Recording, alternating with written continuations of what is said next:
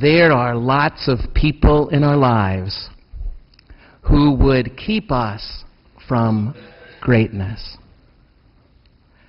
Not for that reason, but rather more likely because they're just trying to protect us.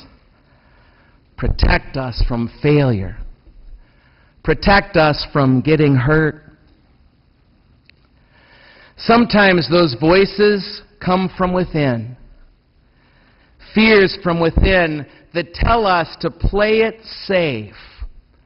Do not risk, compromise, settle. Also, just to make sure we don't get hurt. Jesus got some really bad advice in this gospel you just heard proclaimed. Some really bad advice.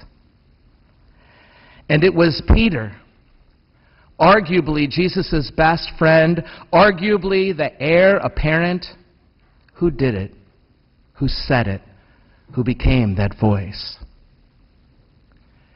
Jesus understood who he was and what was his to do. He knew that what he wanted to accomplish for this world would not happen anywhere but in Jerusalem. He also knew that it could be dangerous to go there, but it was the best chance he had at having the impact he wanted to have on his society and now on ours 2,000 years later to go there. So Peter tries to protect him. He says, "Don't go there." All Peter could see was danger.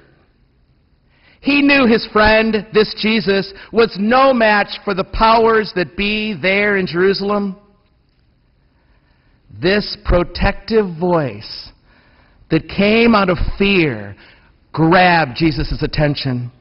He turned, the gospel says, he turned on him. He turned right toward him, and he said to him, "Get behind me, you Satan." You Satan. In other words, you perverter of the truth. You are perverting me. You are twisting who I am and what I'm about in my life. You pervert me.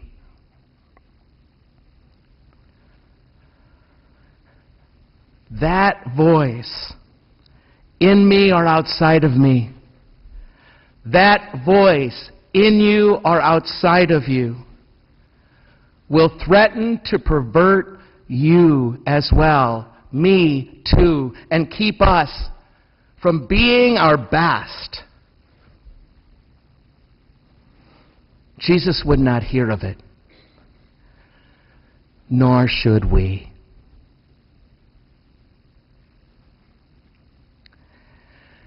Not too long ago, a man said to me, "I wonder, Father Gary, if I don't need to go to confession." I asked him why. His response, "For not taking advantages of the opportunities that were offered me through most of my life. Because I was always so afraid of failing. And now I'm an old man, and I'm kicking myself. And I just need to forgive myself for what I didn't do."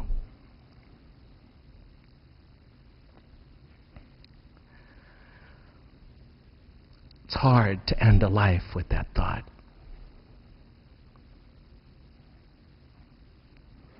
What made Jesus great was that in him, there was something in him that would push away from these fears, that would turn against these fears, especially fears of failure, and choose the road that would bring out the best in him, even though it meant suffering, even though it meant apparent failure.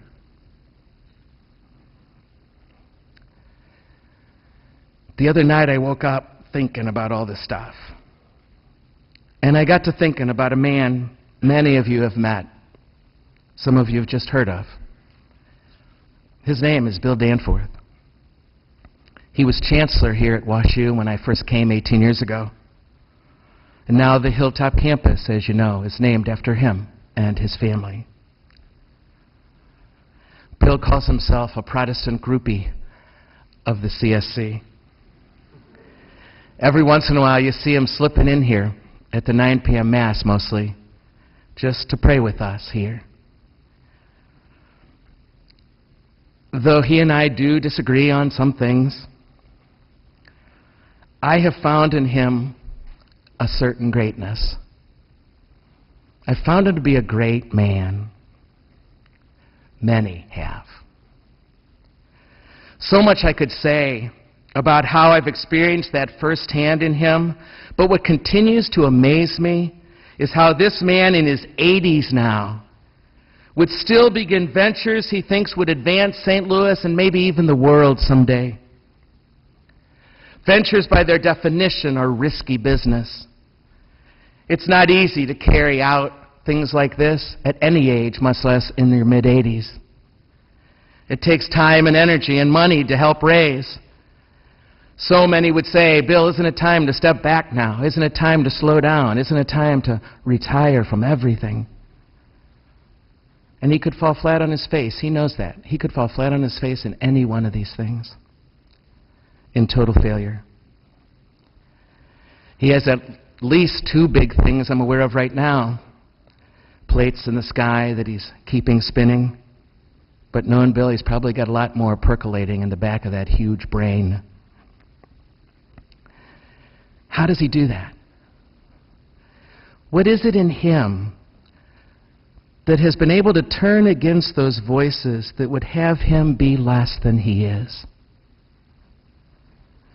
As I read the scriptures, every single time the devil appeared to Jesus, every single time from the desert to the agony in the garden, every single time it was this voice saying, be less than you can be. Be less. And something in him managed to not give in to that voice. So being the knucklehead that I am, yesterday afternoon, well, I sent him an email on Friday, actually, saying, Bill, I woke up with this great idea this morning.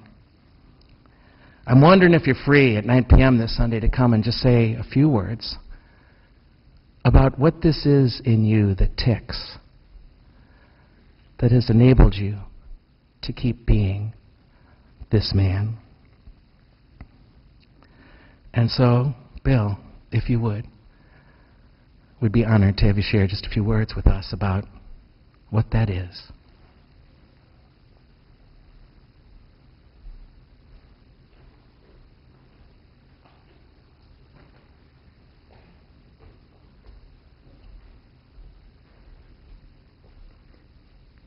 Well, thank you. I'm very honored to be here.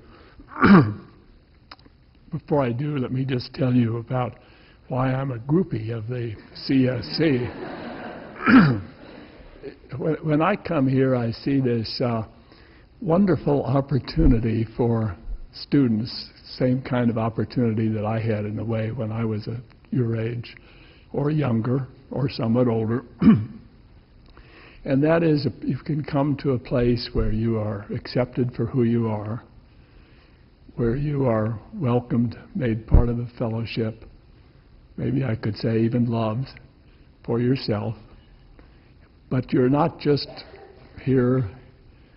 Father Gary doesn't allow you just to relax. He's trying to help you be a better person, to inspire you to live a more meaningful life, a greater life of service. And to me, that's very exciting. I was brought up in a family that did that for me, particularly my paternal grandfather. And I'll just give you 3 examples that really have stuck with me. The first was when I was about 12 years old. He came over to my house and he said, "You have a dictionary?" I said, "Yes." He said, "Please get it. Oh, and bring a pair of scissors." So I got the dictionary and the pair of scissors. And he said, now look up the word impossible. I did. He said, now cut it out. And I think that was a lesson for me. It taught me two things. One is that he expected me to have high expectations. And the other thing it told me was that he had confidence in me that I could have high expectations and do something about them. And I get that same sense being passed on to you when I come here. The family motto, which I passed on to my children and is part of the summer camp we work with, is my own self at my very best all the time. And two of my children had that motto in their family, in their yearbook when they graduated from high school. My own self at my very best all the time. It tells you, first, that you don't have to be anybody else. You can just be your own self. Whatever talents you have or don't have, it's you. But you can make the best of it. You can be your own self at your very best all the time. And that has stuck with me always. I won't claim that I'm always my best friend, self all the time. Maybe someone here is, but I kind of doubt it.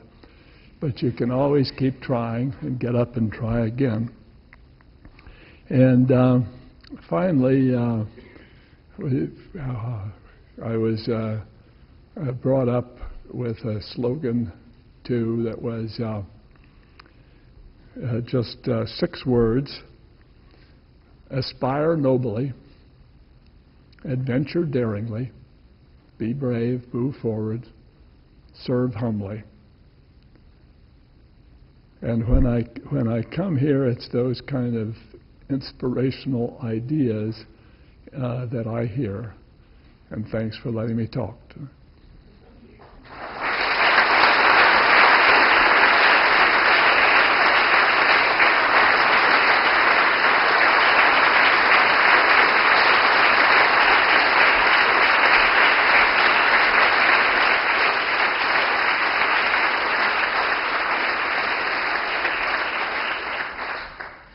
That, my friends, is a recipe for greatness. I never knew that about Bill, that mantra that makes him tick. But it stayed with me these days, my own self at my very best all the time. All the time. On the row on a Friday night, in the classroom, as a student, in the classroom as a teacher. Not just overall, but every single class, every Wednesday afternoon, and every hour that you ever teach or ever sit there as a student, all the time to be at your best. In the residence halls, in the dining areas, wherever you spend your time, on the field, playing ball. My own self, not you. Gary Braun spends way too much time doing everybody else's program. And to think about my own self at my very best all the time. To know that is to be able to turn away from those voices outside of us and inside of us that play on our fears, that would have us settle, that might mean we're going to fail sometimes and get hurt. To know that takes courage. I see courage in Jesus in this gospel. I see courage in Bill Danforth still, in his mid-80s, still. And for any of you who are like that, I see courage. To know that is to discover a rich and significant life.